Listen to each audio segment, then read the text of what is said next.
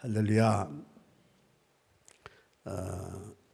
지난주 우리가 초막절 절기가 지난 시간들이었는데요. 마태복음, 마가복음, 누가복음은 예수님께서 몇 년간 공생애를 사셨는지 사실은 그 공관복을 보고는 잘 모릅니다. 그런데 요한복음을 보면 예수님께서 명절, 그러니까 절기에 3번, 유월절 3번을 예루살렘에 가셨다라는 기적이 있고, 그리고 이 절기 또 그 초막절을 지킨 절기와, 그리고 성경에는 자세히 기록이 안 돼 있지만 수전절을 지킨 그러한 절기를 지킨 모습들이 기록되어져 있습니다. 그래서 예수님께서 공생애가 3년 반 정도 됐구나라는 것을 이제 요한복음을 통해서 알 수 있는데요. 근데 이제 요한복음을 보면 예수님께서 3번의 유월절, 봄절기와 그리고 오순절, 그리고 나팔절 있는 가을절기, 초막절, 이러한 절기들과 굉장히 밀접하게 그분의 말씀이 선포된 것을 보게 됩니다. 나는 생명의 떡이니 내게 오는 자는 결코 줄이지 않을 것이요.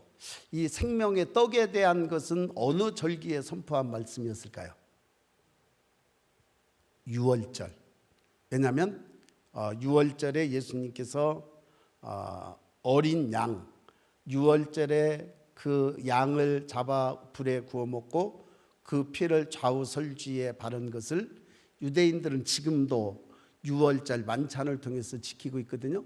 그리고 예수님께서 유월절 마지막 만찬 때 또 이것은 내 피요 이것은 내 살이라 말씀하셨잖아요. 그러니까 절기하고 계속 관련이 있는 거예요. 또 한 가지를 보면 눈을 들어 밭을 보라 희어져 추수하게 되었도다. 너희들이 넉 달이 지나야 추수한다고 말하는데, 내가 보니까 희어져 추수하게 되었다. 이 말은 언제일까요? 오순절과 관련이 있는 말씀입니다. 오순절.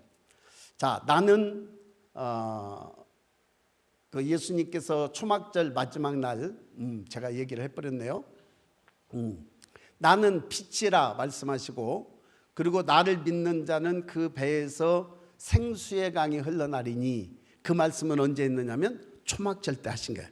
왜냐하면 초막절은 빛의 절기고, 그리고 버드나무 가지를 꺾어 놓고 계속 거기다가 물과 포도주를 붓는 전제를 하거든요. 근데 그때에 주님께서 서서 나는 빛이라 말씀하시고 나를 믿는 자는 그 배에서 생수가 흘러나리라고 말씀하신 거예요. 그래서 이제 이 요한복음을 전체를 쭉 보면 예수님께서 절기는 하나님의 절기고, 그리고 이 절기에 가을, 봄절기, 그 다음에 여름절기, 가을절기는 예수님의 구속사에 대한 내용들이란 말이죠. 그러니까 예수님께서 그 절기가 곧 나에 대한 것을 말하고 있는 것이라는 것을 선포하고 있는 그러한 말씀이 요한복음입니다. 여러분, 가을절기에 예수님 오시는 줄로 믿습니다. 나팔절에 주님 우리를 불러 올리실 것이고, 그리고 대속죄일에 이스라엘 백성들과 그분의 백성들의 죄들을 다 정결케 하시고, 초막절에 예수님께서 예루살렘 동문을 보고 통에 입성하시고, 그리고 열방이 한 세 사람 된 교회들이, 한 세 사람 된 그분의 백성들이 이제 종려나무가지를 흔들면서 바로카바 벳세 마도나이 예수님을 환영하게 될 것입니다. 우리는 이러한 이 요한복음의 내용들을 쭉 보면, 그래서 예수님께서 자신에 대한 부분들을 계속해서 나는 생명의 떡이다, 나는 길과 진리요 생명이다, 나는 선한 목자다, 나는 부활이요 생명이다. 예수님께서 자기 자신에 대해서 계속해서 선포한 것을 보게 되어져요. 그래서 마태, 마가, 누가, 요한복음은 공관복음으로 예수님의 행적들만 기록한 반면에 요한복음은 독수리 복음이다라고 말씀하기도 하고 특별한 복음이다라고 말씀하기도 해요. 그래서 예수님의 영적인 부분을 굉장히 부각을 시켜서 예수님이 육신으로 탄생한 사건이나 이런 것들은 요한복음에 기록이 되어져 있지 않은 거예요. 여러분, 오늘 주님께서 저와 여러분들의 삶 속에 그래서 말씀을 깊이 알아서 말씀에 눈이 열리면 오늘 저와 여러분들은 그리스도를 더 깊이 아는 놀라운 은혜가 있게 되는 줄로 믿습니다. 예수님을 아는 것이 구원입니다. 예수님을 아는 것이 명철입니다. 예수님을 아는 것이 은혜입니다.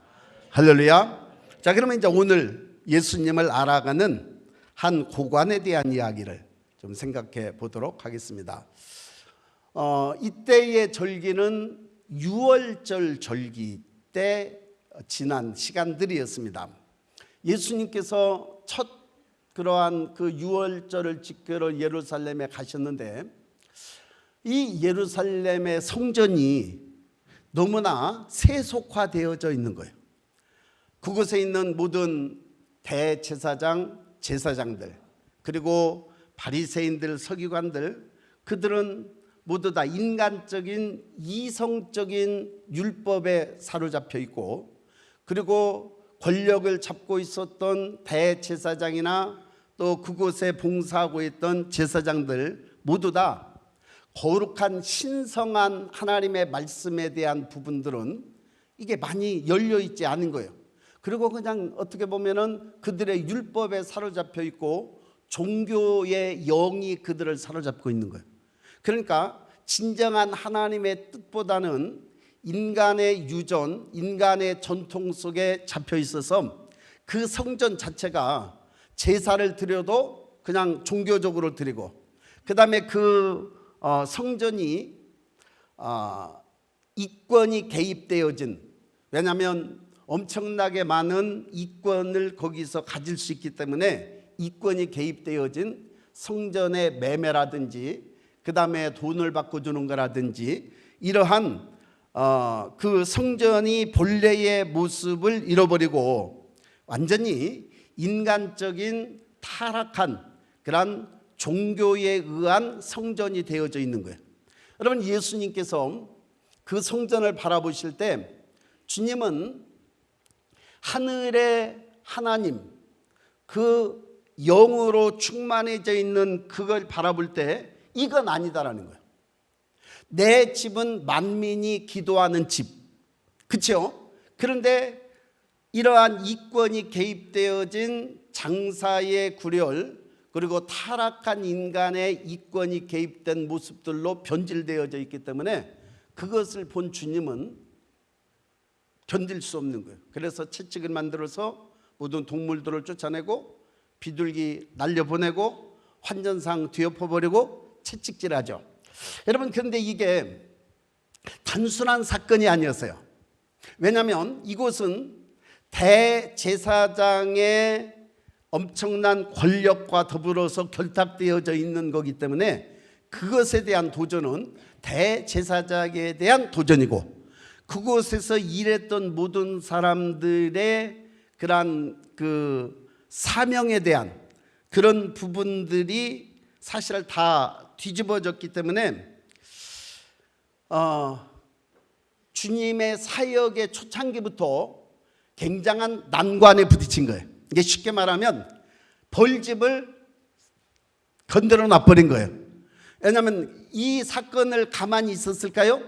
일단은 제사장들이 발끈했고요. 그 다음에 바리새인들도 와서 발끈했고, 왜냐하면 예수님이라는 존재를 그들은 지금 누군지 모르거든요. 근데 어떻게 보면은 초라한, 지금 어떻게 보면은 전혀 무명이었던, 아무도 예수님에 대해서 몰랐던 그곳에 와서 완전히 발칵 뒤집어 벌집을 만들어 놨잖아요. 그러니까 이제 도대체 이 사람이 누구냐, 도대체 이 예수라는 사람이 도대체 누구냐.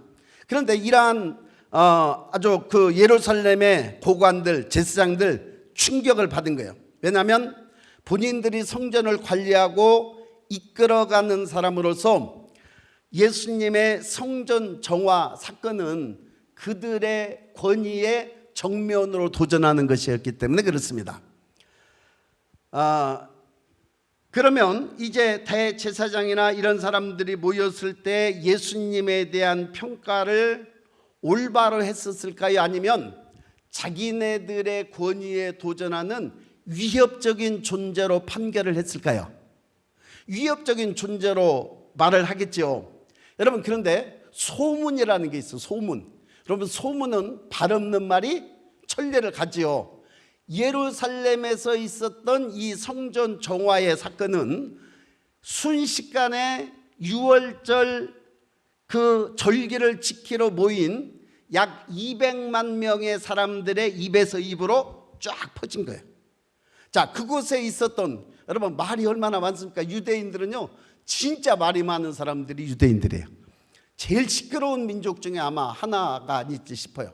그들은 4-5명만 모이면 막 서로 토론하고 자기의 의견을 잘 굽히지 않는, 지금 전쟁하는 것도 봐요. 얼마나 아주 강성이잖아요. 강성. 그러니까 이 유대인들은 이 예루살렘에서 일어났던 이 사건, 어떻게 보면 제사장들의 성전의 본래의 목적을 무시하고 그 신성했던 것들을 훼손한 것에 대해서 강력하게 한 그러한 청년이 도전을 했는데, 이 도전했던 사람이 누군지 몰랐겠죠. 처음에는 누군지 몰랐지만 그러나 이제 조사를 했을 거 아니에요.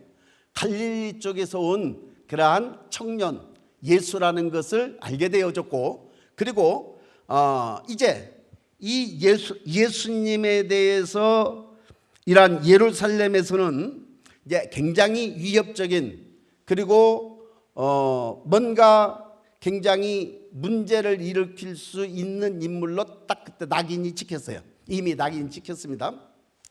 그리고 이제 6월절 지나면서 각자 동네로 흩어져 가잖아요. 동네로 흩어져 갈 때 한 사람만 가나요? 아니면은 무리지어서 갔나요? 무리지어서 가지요. 갈릴리 나사렛에서 온 사람들은 나사렛 사람들끼리 무리지어서 가고, 그 다음에 가버나움에서 온 분들은 가버나움에서 이렇게 무리지어서 가고, 시종일관 그들은 누구에 대한 이야기로 꽃을 피웠을까요? 예수님에 대한 이야기. 도대체 그분이 누굴까? 그 대제사장의 권위에 도전하고 예루살렘 성전을 정결케 했던 그분은 도대체 누구일까라는 것에 대해서 혹시 메시아가 아닐까? 왜냐하면 그때의 그 사람들의 마음속에는 굉장히 메시아에 대한 갈망이 있었기 때문에 그렇습니다. 그래서 이러한 예수님께서 하셨던 그 일은 이제 고관들, 예루살렘에 있었던 그들의 평가하고는 사실은 조금 상반되게 속이 시원하다. 왜냐하면 그렇잖아요. 자신들은 어떻게 보면 억눌리고 할 수 없지만, 그러나 한 사람의 의로운 행동을 통해서 대리만족을 하는 것과 같이 이 성전의 대제사장의 코를 납작하게 해버린 그 일로 인해서 마음이 시원해진 거예요. 그리고 이 사람이 메시아가 아닐까? 왜냐하면 메시아들을 그들이 기다리고 있었고, 메시아에 대한 간절한 소망이 그들에게 계속해서 가슴속에 갈망하고 불타고 있는데, 이러한 예수님의 행동은 그들이 고관들이 보았을 때는 자기네들을 위협하는 존재로 보지만, 그러나 억눌리고 그리고 무시당하고 억압당한 사람들이 볼 때에는 그것은 굉장히 가슴 설레게 한 사건이었다라는 거예요. 이해가 되셨으면 하면. 예수님은 단순히 말로 자기가 메시아라고 말하지 않았습니다. 그런데 예수님께서 하신 행동을 입에서 입으로 전달하면서, 그리고 특별히 갈릴리 가나에서는 예수님께서 물로 포도주를 만든 사건이 있었단 말이에요. 그러니까 이것 역시도 서서히 알려질까요? 안 알려질까요? 알려지죠. 알려지는 그런 때에 하나님 나라에 대한 그러한 주님의 이 그 행동은 나는 길이요 진리요 생명이다라고 하셨던 단순한 선지자의 역할이 아닌 하늘과 땅을 연결하는 그러한 메시아로서의, 그는 내가 메시아다라고 말은 안 했지만 그러나 그분의 행동의 모습들을 통해서 조금씩 퍼져나갔던 것들을 보게 되어져요. 그래서 어떻게 보면 예수님의 메시아로서의 정체성은 그냥 말하지 않아도 흘러나올 수밖에 없는 거예요. 여러분, 의사는 가만히 있어도 어느 순간에 되면 이 사람이 의사라는 것을 알 수 있어요. 왜냐하면 그의 말하는 거나 그의 행동하는 거를 알 수 있어요. 희한하죠? 제가 회사 다녔을 때요, 전기회사 다녔잖아요.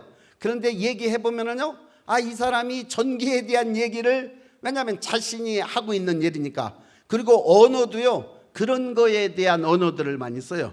뭐 계통병합, 그 다음에 뭐 발전, 뭐 터빈, 뭐 이런 거 다 전기에 대한 것들. 이게 가만히 들어보면 그런 얘기를 하는 거예요. 의사는. 근데 의사의 그 언어들이 나오는 거예요. 공무원은 공무원의 언어들이 나오겠죠. 예수님의 정체성 역시도 예수님은 메시아로서 이 땅에 오시고 하늘의 신성한 생명의 역사를 이 땅 인생들에게 공급해 주기 위한 그분으로 오신 거예요. 그러니까 주님의 말씀을 가만히 듣고 있으면 이거는 사람의 이야기가 아니라 하늘의 신성한 영적 권세를 가지고 오신 메시아라는 것을 알 수 있었을 거예요. 그런데 이 영이 무디어진 사람은 그 말을 들어도 잘 몰라요. 그런데 보세요, 사마리아 여인을 보세요. 사마리아 여인에게 뭐라고 그러냐면, 내가 네게 구할 때에 내가 너에게 영원한 생수를 줄 수 있는 사람이라는 것을 네가 나를 알았으면 내가 너를 줄 수 있다, 그렇게 얘기했거든요. 그렇잖아요? 그러니까 이 여인이 점점 말하다가 네가 말한 내가 그러라 하는 말을 듣고 그는 이 뻥 뚫렸어요. 이분이 메시아다. 나에 대해서 말한 이 분을 와서 봐라. 이가 메시아가 아니냐 하면서, 여러분 그 사마리아 여인에게 병을 고쳐줬습니까? 아니면 뭐 기적을 행했습니까? 그런 게 아니었음에도 불구하고 주님으로부터 나오는 그러한 신성한 메시지가 이 기다리고 사모했던 여인의 가슴에 빵 뚫어주니까 이분이 메시아구나, 그걸 알아지는 거예요. 여러분, 오늘 저와 여러분들은 하나님의 말씀을 들으면서 그 말씀이 열리기를 주의 이름으로 축원합니다. 그러니까 예수님의 어떤 오늘 사실 이 고관도 마찬가지인데요, 어떤 큰 기적들이 우리에게서 일어나는 것으로 인해서 예수님을 믿는 게 아니고, 예수님 그분의 말씀 자체가 신성한 하늘의 생명의 말씀이다라는 것을 우리가 알아지면 우리는 점점 그 믿음 속에 젖어 들어갈 수 있다는 거예요. 그래서 열려야 되는 거예요. 열리기를 주의 이름으로 축원합니다. 말씀이 들려지는 통로가 열리기를 주의 이름으로 축원합니다. 할렐루야. 들려야 되는 거예요. 자, 그런데요, 이제 예수님께서 갈릴리에서 그러한 예루살렘의 그러한 그 소문이 이제 이쪽 갈릴리 북쪽에도 쫙 퍼졌어요. 근데 예수님께서 갈릴리로 오시면서 이 갈릴리 북쪽에, 그쪽에 가나도 있고 나사렛도 있고 가버나움도 있거든요. 근데 예수님께서 갈릴리 쪽으로 오셔서 가나로 가셨어요. 근데 가나에서 움직이지 않는 거예요. 왜냐하면 지금 예수님의 고향은 어디냐면 나사렛이에요. 나사렛은 가나에서 약 6km 정도 되거든요. 6km면은 10리가 4km, 15리 정도 되겠네요. 약 2시간 정도 걸으면 예수님이 태어나서 자라셨던 그 나사렛 마을에 갈 수 있어요. 근데 예수님께서 안 가시는 거예요.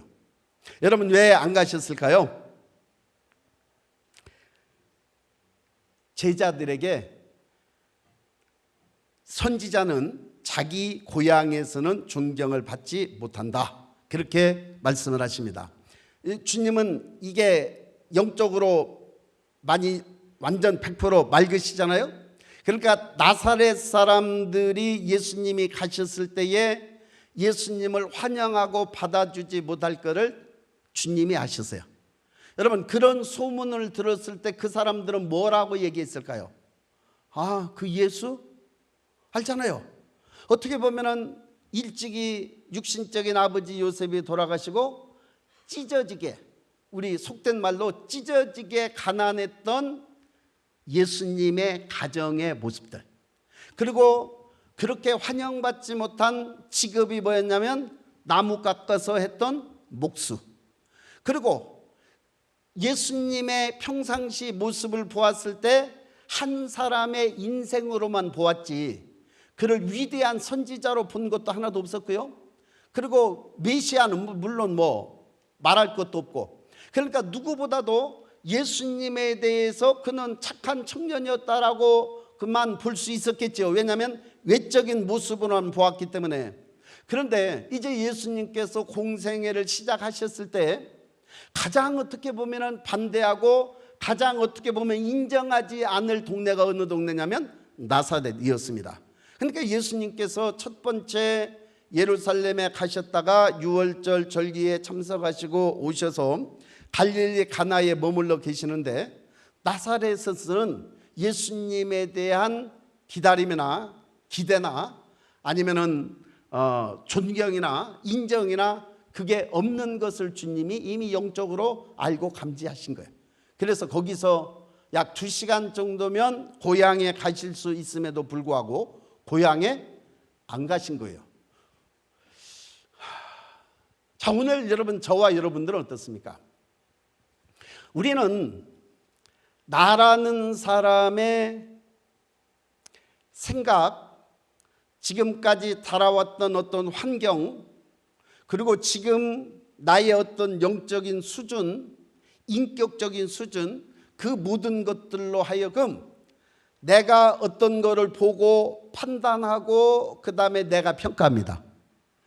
그래서 우리는 굉장히 인격적으로 성숙하고 영적으로 성숙한 사람의 판단과 그 다음에 막 세속적이고 육신적인 삶을 살아가는 사람의 판단하고는 차원이 달라요. 완전히 판단이 달라요. 그러면 내 판단이 옳을까요? 잘못될 가능성이 많을까요?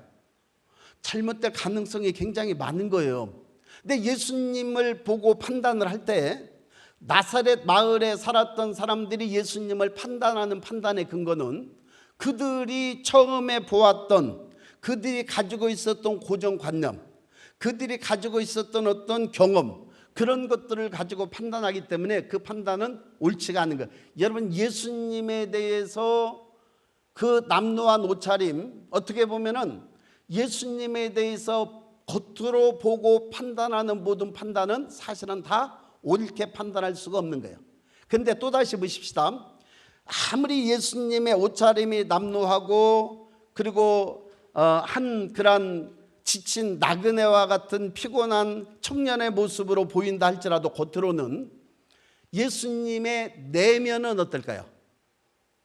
예수님의 내면은 맑고 100% 맑습니다. 맑고 밝고 깨끗하고 정결하고 신성하고 하나님의 말씀이 육신이 되신 그야말로 하나님이셨어요.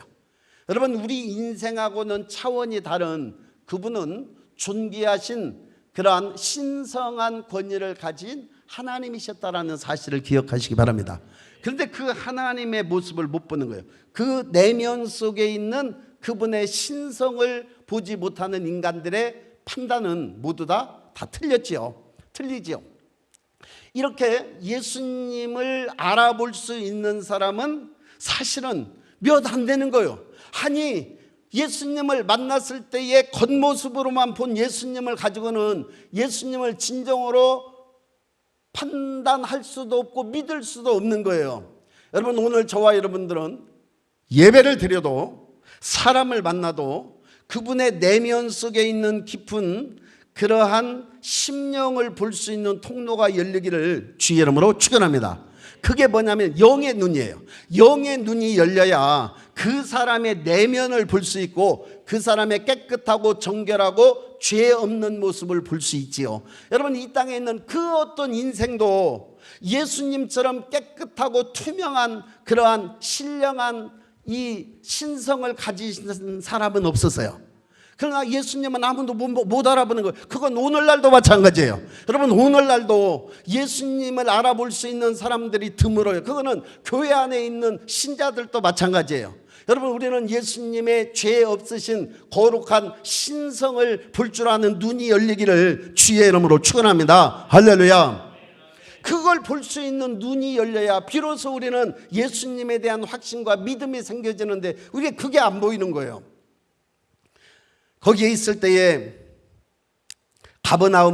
가버나움에서 왕을 섬기는 그러한 유대 고관 신하가 있었습니다. 그 신하가 이 예수님에 대한 갈릴리의 소문을 들었단 말이에요. 예루살렘에서의 소문을 들었고 그 소문이 이 가버나움에도 쫙 퍼졌어요.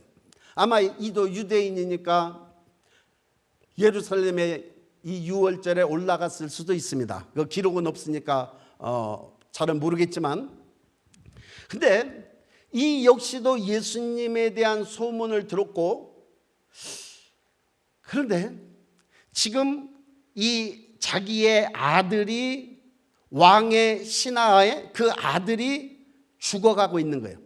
그의 얼굴을 보니까 이제는 죽음의 그림자가 드리워져 있고, 그리고 그가 깊은 병색으로 인해서 더 이상 이는 살아날 가망성이 없다라고 판단하는 소리를 듣습니다. 왜? 그곳에도 그래도 오늘날과 같은 의사는 아니더라도 이러한 살면서의 그러한 의사들이 있었잖아요. 이러한 의사가 더 이상 이 아이는 가망이 없다라고 할 그때에 그가 생각한 게 누구였느냐면, 내가 예수님에게 한번 가봐야 되겠다. 예수님에게 한번 내가 가서 간청을 해봐야 되겠다라는 마음이 들어요. 여러분, 이것도 은혜인 줄로 믿습니다. 아니, 이 마음이 어떻게 들었을까요? 내가 지금 예수님이 막 어떤 기적을 해가고 병자를 고치고 막 지금 이런 상태가 아니거든요.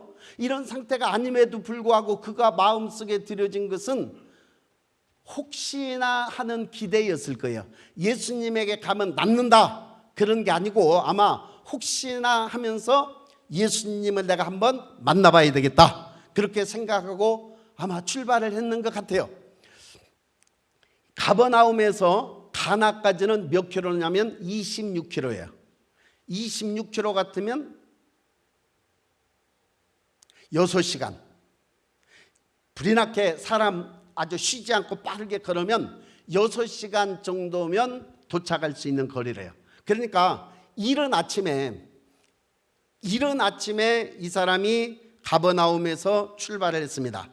물론 고관이기 때문에 말이 있었을 수도 있고 아니면 뭐 낙타가 있었을 수도 있고 그런 것을 탔으면 조금 더 빨랐겠지요. 어쨌든 가나에 있는 예수님 앞에 그는 자기 아들의 문제를 가지고 예수님을 만나야 되겠다라는 그러한 이 절박한 마음을 가지고 예수님 앞에 옵니다.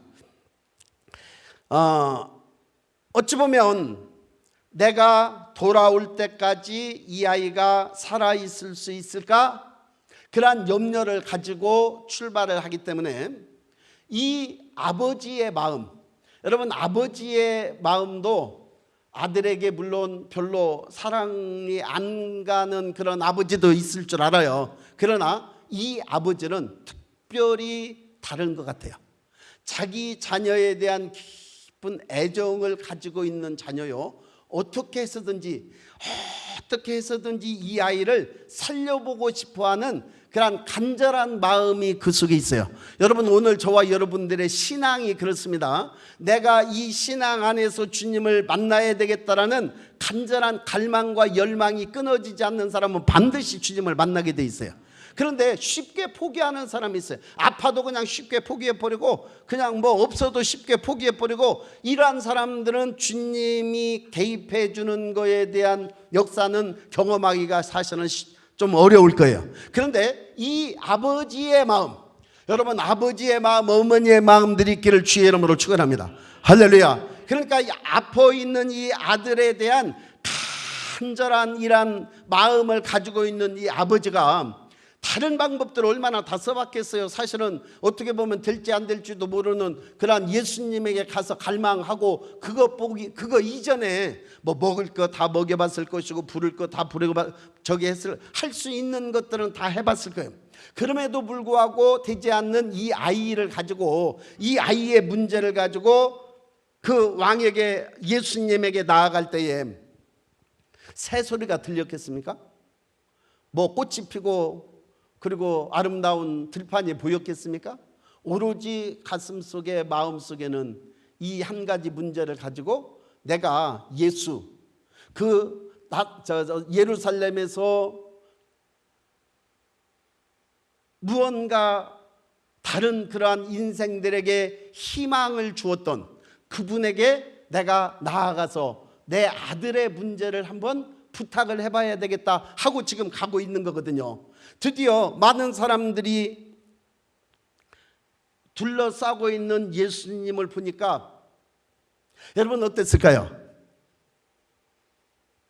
우리 어제 시험 본 민희는 다른 사람들이 민희를 첫눈에 딱 봤을 때 야, 이 아이는 스튜어디스를 시켜줘야 되겠다, 선입견이 탁 들어왔으면 대답 잘못했어도 그냥 합격 그렇게도 시켜줄 수 있는 거예요. 그렇죠? 그런데 이 고관이 예수님을 바라봤을 때 어땠을까요? 예수님이 아주 거룩한 옷을 입고 있었을까요? 아니면은 정말 왕의 그 아들과 같이 막 기품이 있고 막 그런 외적인 모습이었을까요? 나그네로서의 지치고 피곤한 모습으로 어떻게 보면 군중들 속에 둘려 있었을 거예요. 그때 이 고관이 봤을 때 과연 저분이 내 아들을 고쳐줄 수 있을까? 그렇게 생각을 했을 것 같아요. 제 생각에 첫 인상이. 왜냐하면 그게 그 다음에 말씀을 보면 알 수 있거든요. 그가 예수님을 아직 메시아로 받아들였을까요? 안 받아들였을까요? 아직 메시아로는 확신을 가지고 있지 않은 거거든요. 그러니까 저분이 과연 메시아일까? 저분이 과연 내 아들을 고쳐줄 수 있을까? 어떻게 보면 굉장히 초라하고 어떻게 보면 남루하고 내가 괜히 왔나? 내가 괜히 이분에게 왔나? 그렇게 생각할 수도 있어요. 그러나 이제 그는 마음속에 어떤 생각을 가지고 왔느냐면 내 아들을 고쳐주면 그는 메시아다라는 것을 믿고 싶은 마음이 있었을까 없었을까? 있었을 거예요. 여러분 그거를 가리켜서 조건부 믿음이라고 그렇게 얘기해요. 그러니까 이 고관은 사실은 예수님이 내 아이를 고쳐주셨다 그러면 그는 예수님을 충분히 믿을 수 있는, 그나마 사실은 한눈에 예수님이 메시아라는 것을 몰라봤다 할지라도 그의 마음속에는 예수님이 내 아들을 고쳐주신다면 그는 분명히 메시아일 거야, 그런 마음을, 조건부적인 믿음을 가지고 왔었다라는 사실이죠. 그런데 여러분 예수님께서 그 사실을 알고 계셨을까요? 모르고 계셨을까요? 알고 계시지요. 지금 가나에 있지만 가버나움에서 한 고관이 지금 아들의 문제를 가지고 그 마음속에 있는 슬픔과 그 마음속에 있는 기대를 가지고 오고 있다는 것을 주님은 이미 영적으로 감지하고 있었고 알고 계신 거예요. 그래서 그 고관이 그 신하가 애타는 마음으로 예수님을 만나려고 했을 때 그때 예수님이 뭐라고 말씀하시냐면, 이미 심령을 꿰뚫어 보고 있으니까 오늘 설교 제목이거든요. 너희는 표적과 기사를 보지 못하면 도무지 믿지 아니하리라, 그렇게 말씀하신 거예요. 너희는 표적과 기사를 보지 못하면 도무지 믿지 아니하리라. 그것은 이 신하가 그런 조건부 믿음을 가지고 왔다라는 거예요. 표적과 기사를 주시면 내가 예수님을 메시아로 내가 믿으리라, 그런 마음을 가지고 왔다라는 거예요. 근데 예수님께서 딱 정확하게 그 심령을 갖다가 팍 쳐서요, 내가 표적과 기사를 보지 못하면 도무지 믿지 못하리라, 그러니까 믿지 아니하리라니까 이 고관이, 이 왕의 신하가 어땠을까요? 예수님 앞에 자기의 내면적인 이것이 다 확 빨가벗겨진 것 같이 자기 내면을 정확하게 예수님이 진단을 하셨어요. 그러니까 그는 순간적으로 자신의 그러한 주님 앞에 믿음이 없는 수치스러운 모습이 사실은 그대로 드러났지요. 왜냐하면 자신은 이러한 표적, 이런 기사, 이거를 지금 자기 아들을 살려달라고 하는 그거를 기대하고 왔잖아요. 그러니까 주님이 그런 말씀을 했을 때 이 고관은 어땠을까요? 믿음이 없었던 사람들은, 그러니까 믿음이 없는 사람은 아예 오지도 않았겠지요. 그런데 이 고관은 뭐라고 얘기했냐면 주여, 딱 무릎을 꿇습니다. 왜냐하면 일단은 주님 앞에 자기 자신의 내면적인 모습이 들켰잖아요. 근데 희한하죠? 무당이 자기를 말하는 것 같아도 무당을 믿잖아요. 아, 이 무당 참 쪽집게 무당이네 하고. 그런데 예수님께서 정확하게 내면적인 심령을 말씀으로 탁 집어던지니까 그는 무릎을 꿇지 않을 수 없었어요. 그래서 주여, 내 아들이 죽게 생겼습니다. 내려오셔서 내 아들을 고쳐주십시오. 그렇게 주여 하면서 무릎을 꿇고 간청합니다. 여러분, 그런데 이 모습을 가만히 보니까 야곱이 야복강에서 천사와 씨름했던 그런 모습과 같아요. 그러니까 이 고관이 예수님이 그렇게 하시는 말씀에 자신의 모습이 적나라하게 드러나지면서 그런 예수님을 굳게 붙잡아야 되겠다라는 그러한 믿음이 그 속에서 생겨지는 것을 보게 됩니다. 그래서 그 자신의 섬광처럼 자신의 모습을 깨닫게 한 그 주님 앞에 주여, 내 아이가 죽기 전에 내려오셔서 고쳐달라고 탄원을 하는 모습을 봅니다. 그러니까 예수님을 딱 붙잡은 거예요. 야곱이 그 천사를 놓지 않고 딱 붙잡은 것처럼 예수님을 딱 붙잡는 모습을 보게 되어집니다. 나를 축복하지 아니하면 내가 이 손을 절대로 놓을 수 없습니다. 나를 축복하지 않으면 내가 절대로 이 손을 놓을 수 없습니다 하는 것과 같이 이 고관이 예수님에게 무릎을 딱 꿇고 주여, 내려오셔서 내 아들을 살려주십시오. 내 아들이 죽어가고 있습니다. 간청하는 그 고관의 믿음을 주님이 보셨을까요? 안 보셨을까요? 보셨습니다. 여러분, 오늘 저와 여러분들의 믿음을 주님이 보시는 거예요. 저와 여러분들의 내면을 보시는 거예요. 믿음이 있는지 없는지 아는 거예요. 오늘 지금 예배를 드리고 있는지 안 드리고 있는지도 아는 거예요. 여러분, 한 번씩 얘기하지만은요, 영이 이곳에 없으면 사실은 몸은 와 있을지 모르지만 사람이 없는 거예요. 영적인 세계에서는 마음의 세계요, 영의 세계요, 내면의 세계예요. 오늘 또 이 말씀들이 저와 여러분들에게 들려지면서 주님 앞에 서 있는 이 시간이 되기를 주의 이름으로 축복합니다. 여러분, 그런데 여러분들은 기도 응답을 어떻게 받습니까? 내 기도가 응답됐는지 어떻게 아십니까? 이런 경험들을 많이 하셨을 거예요. 어떤 문제를 가지고 막 주님 앞에 씨름하면서 기도합니다. 그런데 어느 날 딱 자고 일어났는데 이제 기도할 필요 없네, 그런 생각들 혹시 들어보신 적 없으신가요? 있으십니까?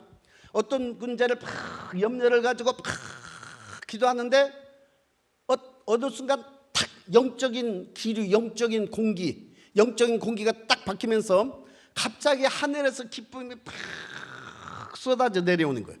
그래서 갑자기 하늘의 평강이 내 삶을 지배하는 거예요. 그런 경험 해보신 적 있으신가요? 지난번에 저쪽 있을 때 차 타고 오다가 사고가 난 그 집사님 여기 지금 안 계시는데, 자기가 굉장히 갑자기 놀랬고 혹시 어둠의 세력이 틈탔지 않았느냐고 그렇게 기도해 달라고 했어요. 근데 손 딱 얹는 순간 하하하 웃음이 나요.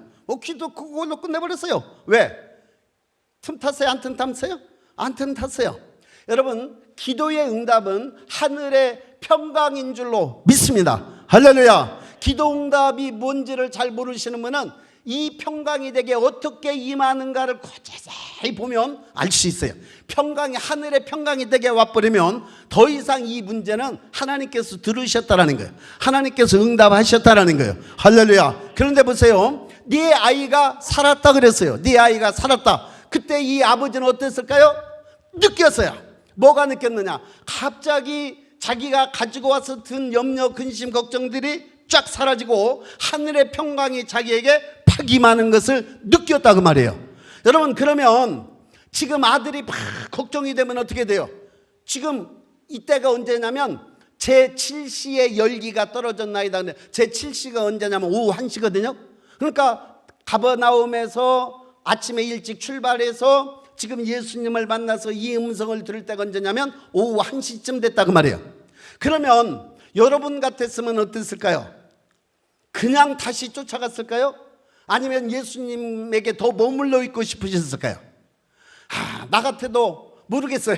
얼른 쫓아갈지 아니면은. 근데 이 고관은 예수님 계시는 그 주위에 있고 싶으셨어요. 예수님으로부터 나오는 그 말씀을 더 듣고 싶었어요. 예수님의 신성한 하늘의 능력이 그 감싸고 있는 것들을 네가 가슴에 느끼니까 막 벅차고 가슴에 이 행복한 평강이 그를 사로잡은 거예요. 뭘로 알 수 있느냐? 집으로 안 갔다니까요. 그리고 언제 갔느냐면 밤늦게 출발한 거예요. 그래서 아침에 가버나움쯤 거의 도착할 무렵에 이제 그의 그 집에 있던 하인들이겠죠. 하인들이 걸어오고 있는 것을 중간에서 만난 거예요. 아이가 살았나이다. 언제 살아났느냐? 어제 제7시에 열기가 떨어졌나이다. 어제 제7시에 죽음의 그림자가 떠나가고 질병의 그림자가 떠나가고 그가 깊이 온몸에 땀을 흠뻑 적시면서 깊은 잠에 빠졌지만 그는 완전히 병세가 나았다라는 것을 이 하인들도 알고 그것을 자기 주인에게 한시라도 빨리 알리고 싶어서 그 주인을 찾아서 오고 있는 중이었단 말이죠. 여러분, 은혜를 깊이 받을 때, 깊은 하늘의 평강이 임할 때 새가 울까요? 노래할까요? 노래하지요. 왜냐하면 굉장히 근심을 가지고 있을 때는 새들도 노래하고 나무들도 우울하고 세상에 있는 모든 사람들이 다 우울하게 보이는데 하늘의 평강이 그를 지배하고 그를 사로잡으면 나무들도 노래하고요, 새들도 노래하고요, 이 땅에 있는 동물들도 막 기뻐하는가. 설사 도수장에 끌려가는 소를 봐도요 그거 기쁜 소로 보일 거예요. 기쁜 긍정적으로 생각할 거다 그 말이죠. 이 고관에게 있어서는 그 시간은 지금 주님을 만나고 하늘의 평강이 그를 사로잡고 내 아들이 살았다라는 기쁜 마음의 내면의 확신을 가지고 그렇게 가나에서 가버나움으로 오고 있는 그는 새로운 세상을 경험하는 그러한 고관이 되었을 거예요. 이해가 되셨으면 하면. 자, 그러면 이제 오늘 이 말씀을 통해서 조그만 몇 가지 교훈들을 생각해 보도록 하겠습니다. 믿음이라는 것이 뭘까? 믿음이라는 거. 여러분, 믿음은 어린 아이와 같이 순수한 마음으로 그 하나님을 신뢰하고 의지하는 것이 믿음인 줄로 믿습니다. 믿음이 있으신가요? 이 고관은 조건부적인 믿음을 가졌어요. 내 아이를 살려주시면 나는 그분을 메시아로 인정하고 믿어야 되겠다.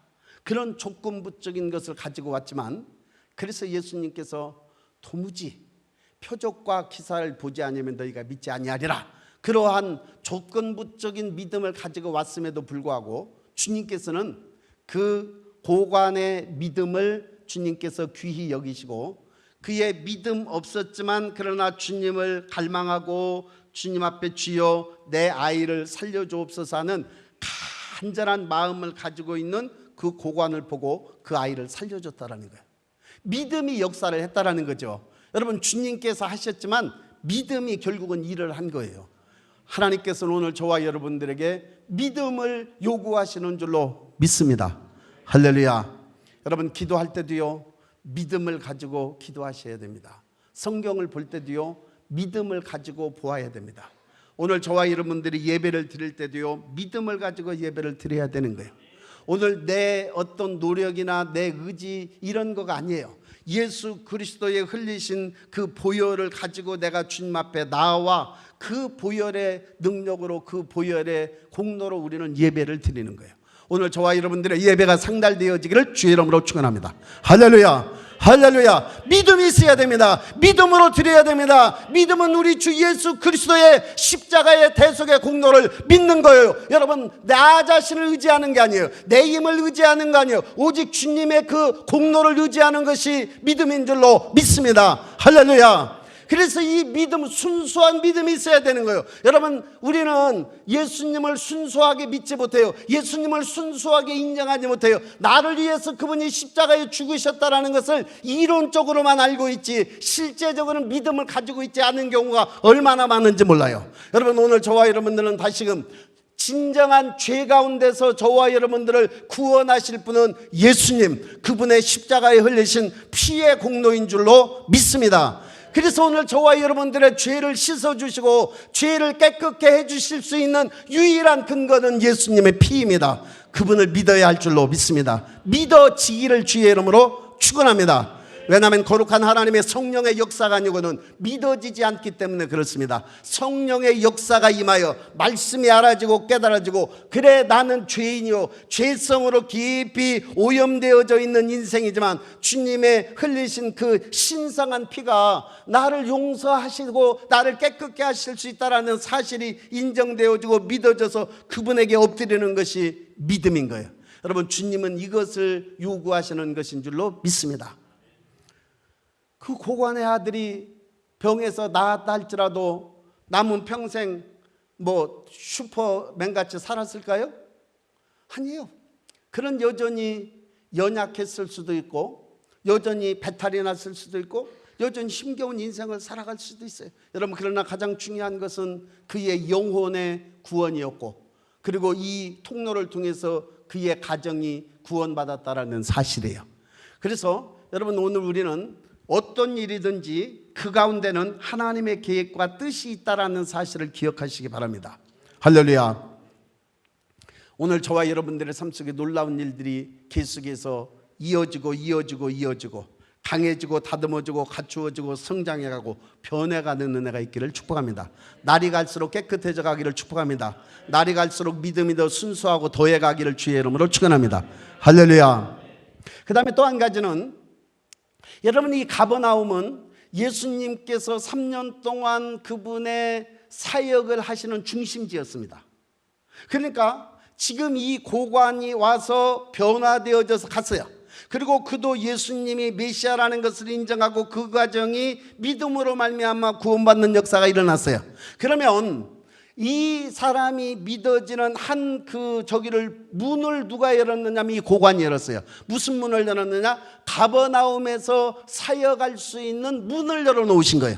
예수님께서 가버나움에 가셔서 그곳에서 3년 가까이 그곳에서 사역하실 때 이 고관이 예수님을 도왔을까요? 안 도왔을까요? 도왔겠죠. 물론 눈에 보이게 도왔을 수도 있고 눈에 보이지 않게 도왔을 수도 있습니다. 그런데 이 고관으로 말미암아 가버나움 쪽에 선교의 문이 열렸고, 가버나움 쪽에 사역의 문이 열렸고, 가버나움 쪽에 예수님께서 사역할 수 있는 사역의 기초를 그분이 마련을 한 거예요. 와, 여러분, 별거 아닌 것 같은 그러한 사건이었지만, 그러나 별거 아닌 것 같은 사건이 아니었어요. 그곳에 문을 열어서 가버나움 쪽에 주님이 가셔서 많은 병자들을 일으키고 오병이의 기적을 일으키고 팔복의 말씀이 그곳에 있었고 벳세다의 역사들이 그 속에 있었고, 모든 그러한 예수님의 사역의 대부분이 이 가버나움을 중심으로 일어났었다라는 사실입니다. 문을 여는 자가 되기를 주의 이름으로 축원합니다. 여러분, 내가 간절히 주님 앞에 기도하고 내 문제가 해결되어지고 내가 주님을 인정하고 순수한 믿음이 내 속에 올 때 나 혼자로 끝나는 게 아니잖아요. 우리 가정의 문을 여는 거잖아요. 가족 구원의 문을 여는 거예요. 가문의 문을 여는 거예요. 내 주위의 이웃의 문을 여는 거예요. 문을 여는 자가 되기를 주의 이름으로 축원합니다. 문을 여는 자가 되기를 주의 이름으로 축원합니다. 이 고관이 예수님을 만나고 예수님을 믿음으로 말미암아 가버나움의 예수님의 사역의 문을 열으신 거예요. 열리기를 주의 이름으로 축원합니다. 할렐루야. 독일의 문이 열렸습니다. 몽골에도 문이 열리고요. 또 우리나라에서 사역하는 사역의 많은 문들이 이제 올해 엄청나게 문이 많이 열렸습니다. 여러분, 우리가 가는 곳마다 문이 열리는 은혜가 있기를 주의 이름으로 축원합니다. 할렐루야. 그래서 우리는 이 땅에 살아가는 동안 주님을 믿을 때 조건부적인 믿음이 아닌 순수한 믿음이 저와 여러분들에게 있어야 되고, 그 믿음의 역사를 통해서 놀라운 주님의 구원을 보고, 그 주님의 구원을 통해서 문들이 열려지고, 축복의 문들이 열려지고, 사역의 문들이 열려지고, 복음 통로의 문들이 열려지고, 문을 여는 자가 될 때 저와 여러분들은 이 땅에 살아있는 사명을 감당하는 인생이 되는 줄로 믿습니다. 아까 영상에 그 표지판 하나 들고 있는 거 쉬운 일인 것 같지만, 그러나 그 표지판을 통해서 많은 사람들이 옳은 길로 가게 하는 사명자가 된 것처럼, 오늘 저와 여러분들의 부르심, 저와 여러분들을 주님께서 선택하심, 저와 여러분들에게 주신 그러한 쓰임새, 그 사명이 모두 다에게 있는 거예요. 그 사명을 이 땅에 완수하는 저와 여러분들이 되시기를 주의 이름으로 축원합니다. 할렐루야.